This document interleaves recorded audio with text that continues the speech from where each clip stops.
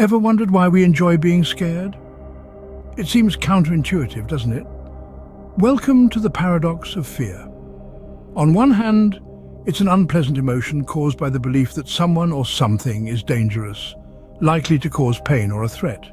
Yet on the other hand, we deliberately seek it out in horror movies, haunted houses, and thrilling rides.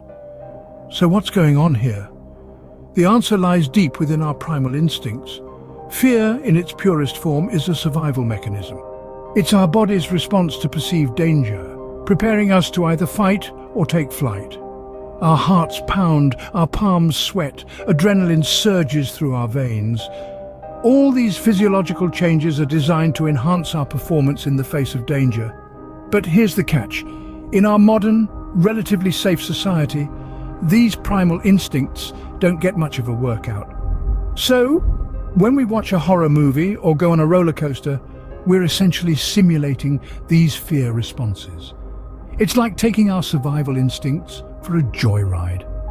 The horror industry in particular has mastered the art of exploiting our fear responses. These movies tap into our deepest, darkest fears, allowing us to experience them in a controlled environment. The best horror films can make your heart race and your palms sweat, all from the safety of your own couch. But why would we seek out something that's designed to make us uncomfortable? Well, it's all about the thrill. When we know we're safe, fear can be enjoyable. It's like a roller coaster ride. The fear is intense, but it's also fleeting. And when it's over, we're left with a sense of relief and accomplishment. We've faced our fears and come out the other side unscathed.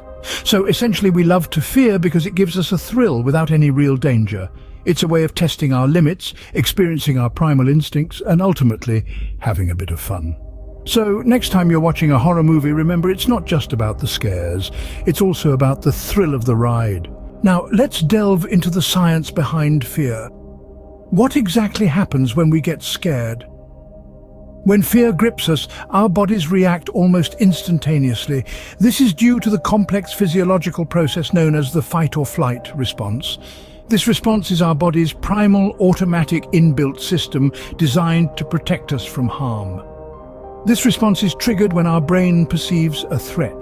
The amygdala, a small, almond-shaped structure deep within our brain, plays a key role here. It's in charge of detecting danger and sending out an immediate SOS signal to the rest of the body. Once the amygdala sounds the alarm, a series of rapid-fire reactions take place. Our adrenal glands start pumping adrenaline into our bloodstream. This hormone prepares our body to either stay and confront the threat or to flee to safety. It causes our heart to race, pushing blood to the muscles, heart, and other vital organs. Our pupils dilate for better vision and our breathing rate increases to supply more oxygen to our muscles. Even our perception of pain is reduced. Simultaneously, our body releases cortisol, a stress hormone that keeps our body on high alert and ready for action. It helps in maintaining fluid balance and blood pressure, while also suppressing non-emergency bodily processes like the immune response and digestion, thus conserving energy. But it's not just about the amygdala and adrenaline. Other parts of the brain are also involved. The hippocampus, for instance, is busy forming memories of the event, which is why frightening experiences tend to be vividly remembered. The prefrontal cortex, the brain's rational part, is trying to evaluate the threat and decide on the best course of action. Fear, therefore, is not just an emotional response, it's a well-orchestrated physiological symphony playing out within our bodies. It's an intricate dance of neurotransmitters, hormones, and intricate neural networks, all working together to keep us safe. So, fear is not just an emotion, it's a complex physiological process. So, how do horror movies exploit our fear response? Well, the answer lies in the clever blend of suspense, surprise, and gore. Let's delve deeper into these elements. Firstly, suspense. It's that lingering sense of anticipation or anxiety we feel when we're not quite sure what's going to happen next. It's the quiet moments in a horror movie when the protagonist is slowly opening a creaking door, or the long, dark corridors they must traverse. These moments of suspense exploit our fear of the unknown, keeping us on the edge of our seats. Next, surprise. This is the jump scare, the sudden appearance of the monster, or the unexpected plot twist. Surprise directly triggers our instinctive startle response, causing our hearts to race and adrenaline to surge. It's a quick, effective way to provoke fear, and it's used liberally in horror movies. Then we have gore. The sight of blood, dismemberment, or extreme violence can be deeply unsettling. It taps into our innate aversion to harm and death. While not everyone is affected by gore in the same way, for many, it's a powerful tool for eliciting fear. Now, let's talk about the use of sound. Music and sound effects play a massive role in heightening fear. The eerie background music, the sudden loud noises, the echoing footsteps, they all contribute to the overall feeling of dread. They amplify our fear response, making our hearts pound even faster. Pacing is another critical aspect. The rhythm of a horror movie, the alternation between calm and chaotic scenes, helps to build and release tension. This roller coaster of emotions keeps us engaged and heightens our fear response. In the end, what horror movies do is manipulate our brains into experiencing fear in a safe environment. They play with our primal instincts and emotions, giving us a taste of terror while ensuring we're out of real danger. Horror movies, in essence, manipulate our brains into experiencing fear in a safe environment. You might think your fear of spiders or heights is irrational, but you're not alone. Diving into the realm of common phobias, we find that many of us share similar fears. From arachnophobia, the fear of spiders, to acrophobia, the dread of heights, these fears are found in people across all walks of life. Other widespread phobias include claustrophobia, the fear of confined spaces, and agoraphobia, the fear of open spaces or crowded places. These phobias are more common than you might think, but what separates a fear from a phobia? Fear is a natural and healthy response to a potential threat, a survival mechanism honed by evolution. A phobia, however, is something far more intense. It's an overwhelming and irrational fear that leads to avoidance of the feared object or situation, often disrupting everyday life. For example, a person with a fear of spiders might feel uncomfortable around them, but can still manage. On the other hand, someone with arachnophobia might go to extreme lengths to avoid any place where spiders might be present, even if it means missing out on social events or outdoor activities. A person with acrophobia, the fear of heights, might not just avoid skyscrapers or mountains, but even refuse to climb a short ladder or stand on a chair. This fear can be so intense that it triggers symptoms similar to a panic attack, like rapid heartbeat, shortness of breath, and a strong desire to escape. The same applies to someone with claustrophobia or agoraphobia. The mere thought of being in a confined space or a crowded area can cause immense distress, leading to avoidance behaviors that can significantly limit a person's life. So, remember, phobias are not just intense fears. They're irrational, excessive, and persistent fears that can have a profound impact on a person's life. And while they might seem strange or hard to understand to those who don't experience them, they're very real and often debilitating for those who do. Phobias are more than just intense fears. They can significantly affect a person's life. So, where do these phobias come from, you might ask? It's a fascinating rabbit hole to dive into, and there are several theories at play.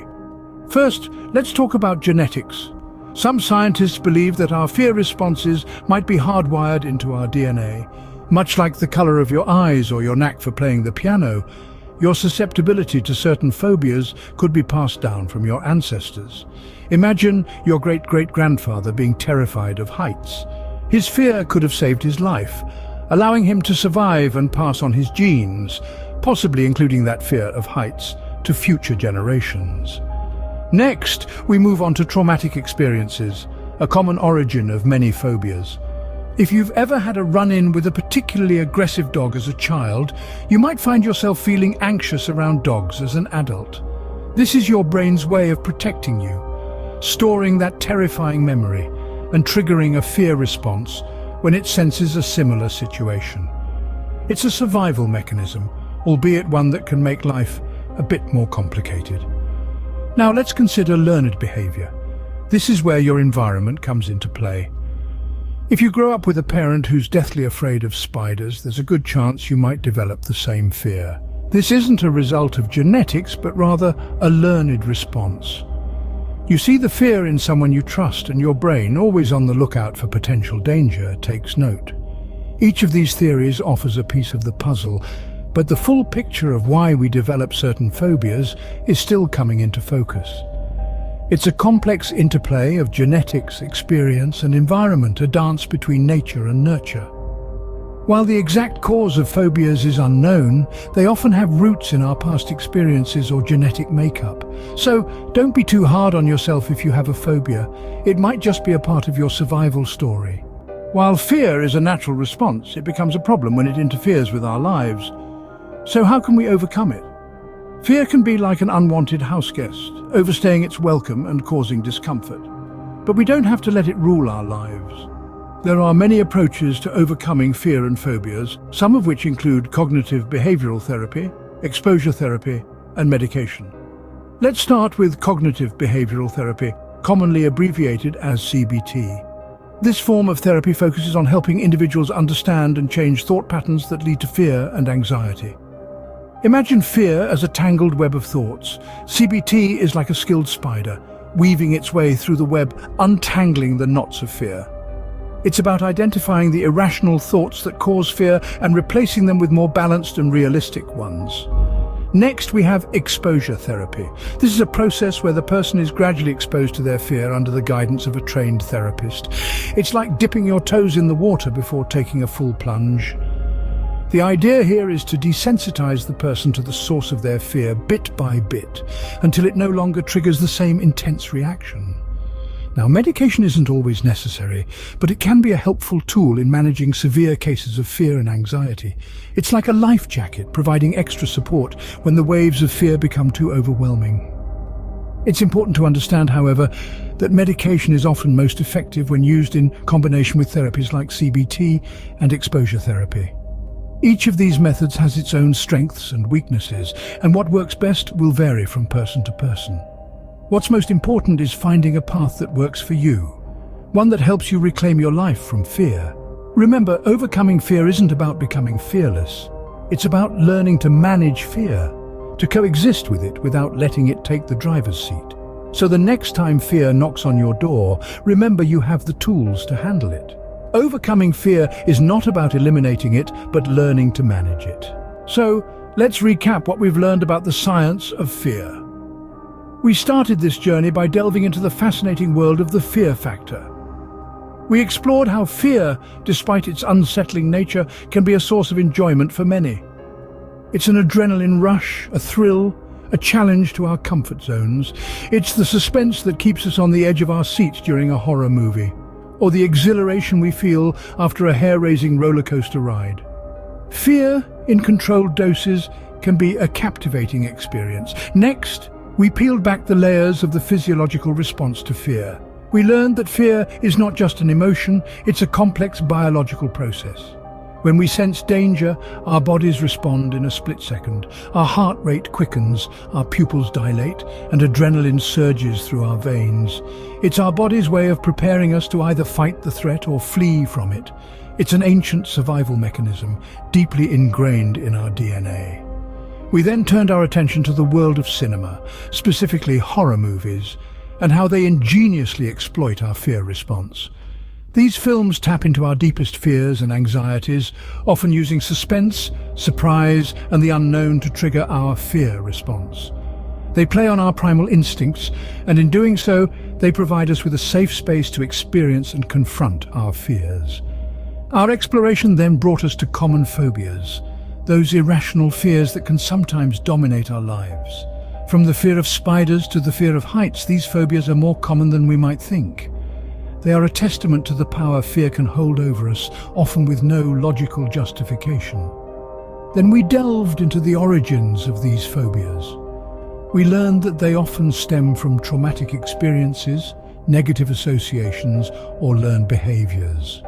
In many cases, they are a product of our environment and experiences rather than any inherent flaw in our character or biology.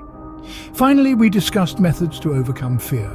We learned that it's not about eliminating fear entirely, but rather learning to manage it. Techniques such as exposure therapy, cognitive behavioral therapy, and mindfulness can help us confront and control our fears, rather than letting them control us. In conclusion, fear is a complex emotion with deep roots in our biology and psychology. It can be thrilling, debilitating, and everything in between. But remember, it's a part of being human.